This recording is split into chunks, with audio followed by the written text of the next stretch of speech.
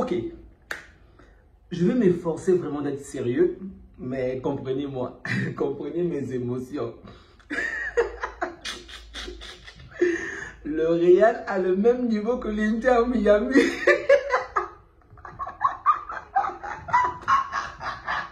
Ils sont une bande de tocards à la poubelle, à la casa, à la poubelle. Mais ils sont équipés nuls, vraiment.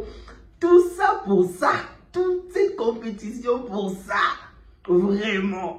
Un match pendant 90 minutes. Heureusement que l'arbitre a même eu pitié d'eux. Il n'a pas donné 2 minutes à récupérer. Le pire, même les journalistes étaient en train de dire, s'il vous plaît, arrêtez ce massacre. Pendant tout un match, à aucun moment on se dit, tiens, le Real va marquer ou le Real est dangereux. Mais comment c'est possible? Vous jouez la... Bon sang. En fait, c'est exactement le scénario que, presque le scénario que j'avais prévu. Souvenez-vous qu'avant que la compétition ne commence, j'avais dit une chose. Je souhaitais que le Real aille très loin, le plus loin possible de la compétition et se fasse éliminer. Comme ça va les épuiser mentalement et même physiquement. Et c'est juste ce qui s'est fait. Bon, moi j'avais dit que je voulais que ça se fasse avec une petite équipe. Malheureusement, il n'y a plus de petite équipe en ce moment. Donc c'est le Paris Saint-Germain, mais bon sang. Même l'Inter Miami qui a perdu 4-0 contre le Paris Saint-Germain a été plus dangereux que le Real aujourd'hui. Mais non. Donc vous perdez contre une équipe qui s'habille en rouge et bleu, dont le coach est barcelonais. Mais les mecs, quand même, vous n'êtes pas traumatisés à ce point. Vous n'êtes pas traumatisés à ce point. Ils ont vu les couleurs rouge et bleu du Paris Saint-Germain. Ils ont vu Luis Enrique. Ils ont cru que je jouais contre le Barça. Bande de tocards, non. Sincèrement, je me fous de cette compétition. Cette compétition me procure vraiment, dans l'ensemble, aucun plaisir. Vraiment, je vous dis, je suis vraiment neutre des matchs. Je m'en fous. Mais le match du Real, j'avais tellement hâte de voir le Real se faire éliminer. Donc, je regardais le match du Real et puis, bam, en moins de 5 minutes, le Real est mené 2-0. Non, là, je me suis vraiment concentré. Vraiment concentré.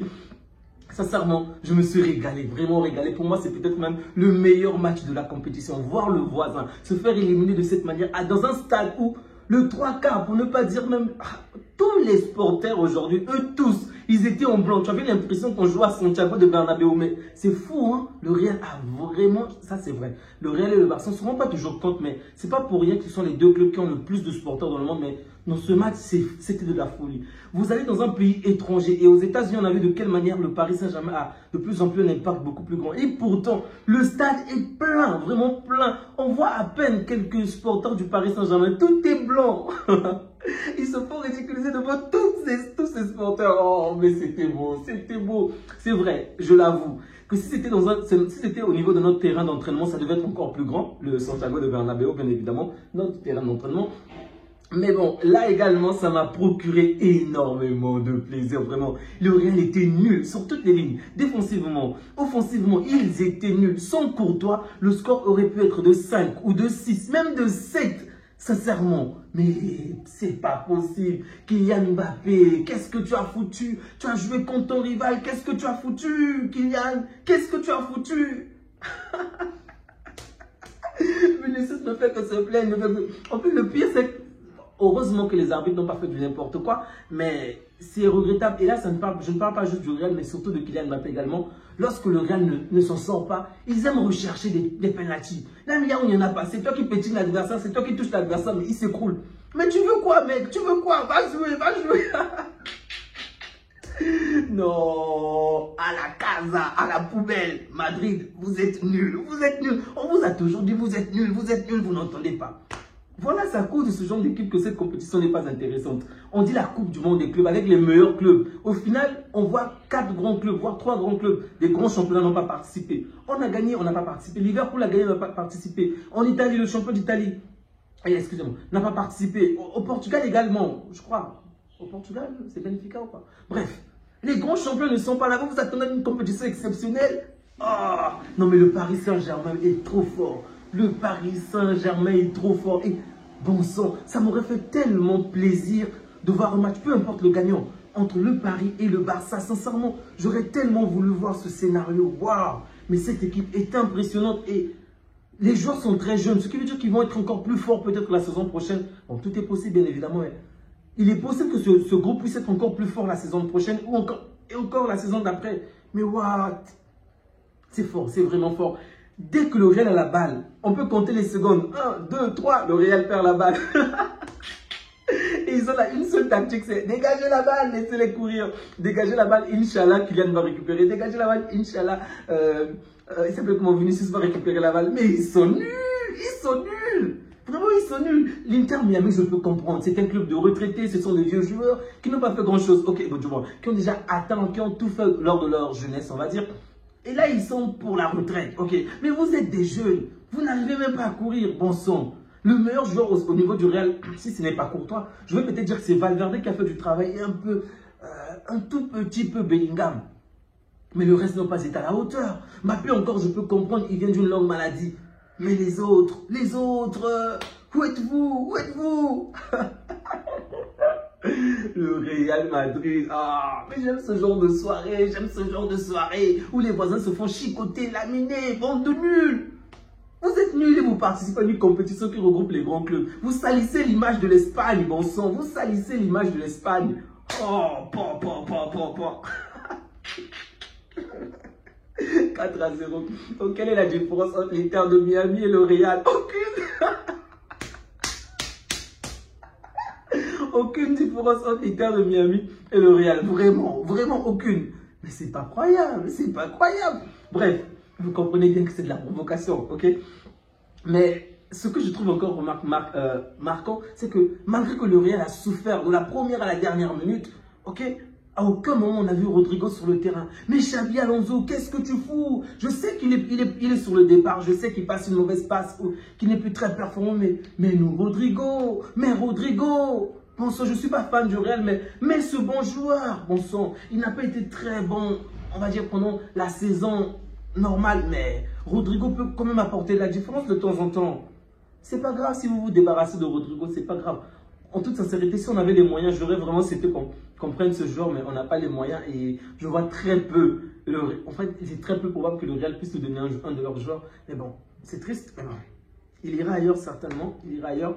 Et ce qui était très marquant, c'est le match va finir avec une possession de 69% en faveur du Paris Saint-Germain et 31% en faveur du Real. On va se dire, oui, c'est normal, le Paris Saint-Germain a la possession. Mais pendant le match, le fossé était encore beaucoup plus grand que ça. Vraiment, c'était beaucoup plus grand. Kylian Mbappé, Vinicius, Garcia, tous ridiculisés.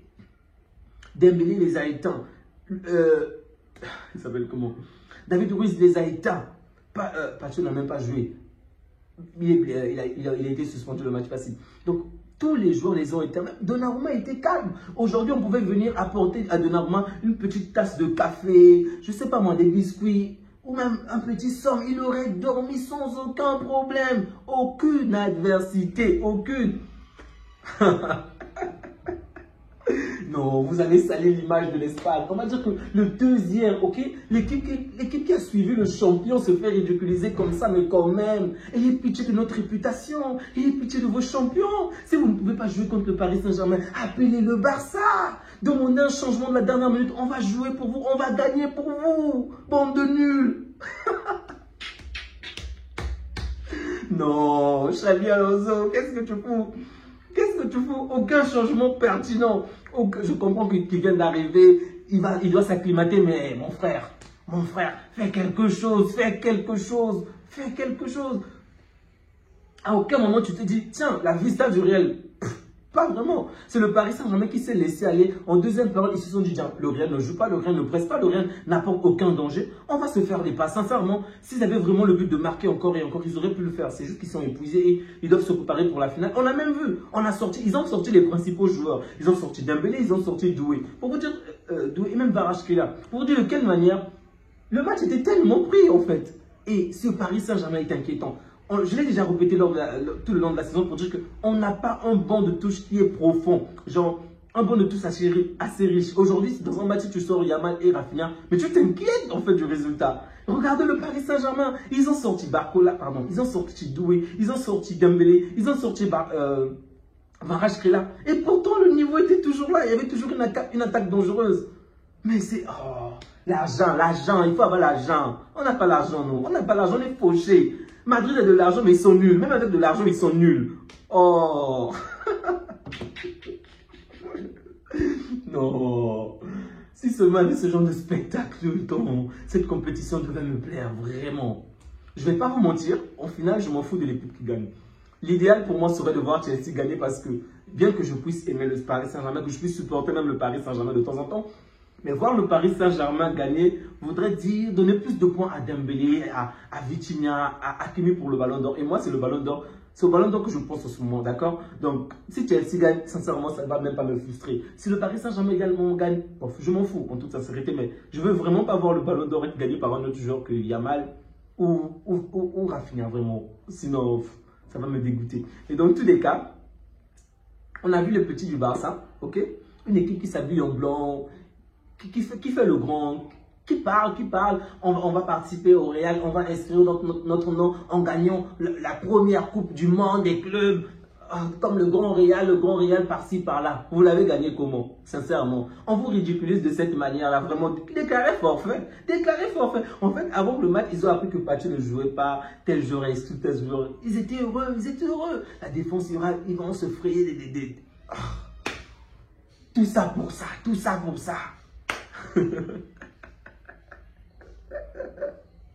À la poubelle.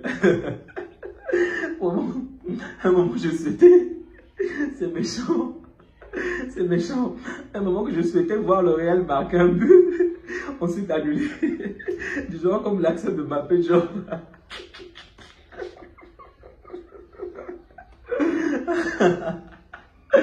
Les amis, vraiment. Faut éviter ce genre de scénario, pardon. Madrid, faut éviter ce genre de scénario, d'accord? Faites-le à domicile avec le Barça. Les gens savent, vous êtes habitués avec nous. Ok, mais n'allez pas prendre le Paris Saint-Germain aussi, vous aussi. N'apportez pas d'autres personnes. Vous allez tout gâcher, le Real. Ces scores-là, c'est notre relation à vous et nous, en fait. C'est à nous de vous taper de cette manière-là. Mais si même les voisins commencent à vous chicoter de cette manière, mais quand même.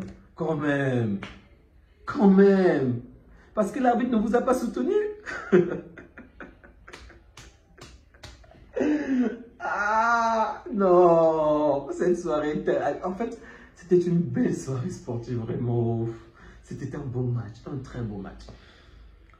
J'ai un peu voulu à Barcola parce que c'est un grand joueur, il est talentueux, il sait faire des choses. Mais dans les dernières lignes, il y a toujours ce petit truc-là qui manque. Même si sur le but de Ramos, je dois avouer que je l'ai vraiment trouvé exceptionnel. Mais bon, généralement, il y a toujours ce petit truc-là qui manque. Sur le but de Ramos, c'était très bien. Mais avant, il m'a énervé lorsqu'il a fait la mauvaise passe ou le dernier geste. Je me disais, mais mec, marque le 4e but, marque le 5e but. Enterre le Real. Yamal, après que l'Inter de Miami avait perdu 4-0 face au Paris Saint-Germain, Yamal avait écrit en statut, je crois, que l'Inter de Miami avait fait mieux que l'Inter.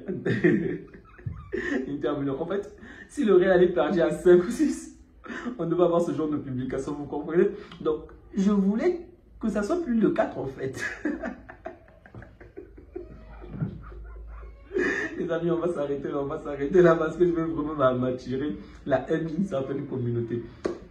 Prenez bien soin de vous ainsi que des vôtres et que Dieu regarde. Comme vous l'avez compris, ce n'est pas vraiment le match en tant que tel dont je voulais parler vraiment, mais c'est surtout charrier nos voisins qui sont certainement épuisés, mentalement et physiquement. Ça se comprend également, il y a beaucoup de choses dont je n'ai pas parlé.